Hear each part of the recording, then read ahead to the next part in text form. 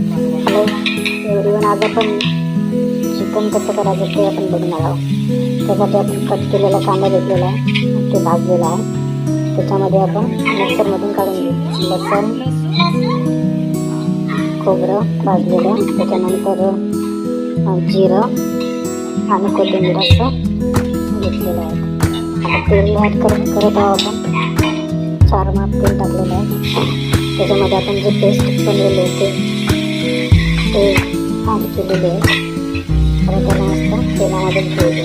बघा मित्रांनो, आपण त्याच्यामध्ये कोणताही मसाला यूज करता, फक्त कांदा, लसूण, जिरा, अद्रक आणि कोथिंबीर हे घेतलेलं आहे. आणि त्याचीच भाजी आपल्याला खूप टेस्ट लागणार आहे. फक्त मसाल्याला आपण चांगली होऊ देऊ तेलामध्ये, आणि जेवढा मसाला होईल तेवढं आपल्याला भाजीची टेस्ट चांगली लागणार आहे. तर बघा, आपण त्याला फक्त कमी फ्लेममध्ये आपण होऊ देतो. त्याच्यामध्ये आपण टोमॅटो टाकलेला आहे. टोमॅटो कट केलेला आहे ते पण टाकलेलं आहे आपण, आणि त्याला होऊ देतो चांगल्या प्रकारे. जेवढी जास्त आपण मसाला होऊ देऊ, जिरं कांद्याची पेस्ट वगैरे, ते आपण तेवढी भाजी चांगली आपल्याला लागेल. तर आपण त्याच्यामध्ये आपल्याला जेवढी लागेल तेवढी आपण चटणी आपण ॲड करत आहोत. जास्त तिखट असल्यामुळे फक्त 2 स्पून आपण ॲड केलेलं चटणी. बघा, आता त्याला आपण आणखी होऊ देत आहोत. जेवढा मसाला होईल तेवढा आपली भाजी चांगली होणार आहे. कमी फ्लेममध्ये आपण त्या मसाल्याला होऊ देत आहोत. त्याच्यामध्ये हळदी वगैरे ॲड केलेली आहे.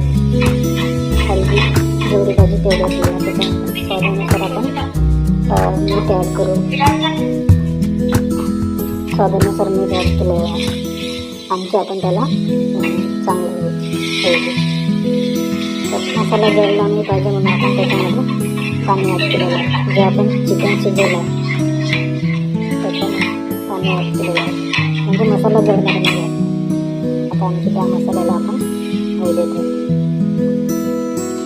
कमी फ्लेममध्ये आपण त्या मसाल्याला होऊ द्यायचा आहे. तर बघा, मसाल्याला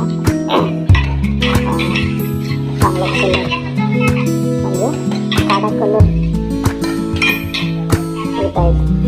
बघा किती छान कलर झालेला आहे, आणि किती छान मसाला झालेला आहे, काळा कलर.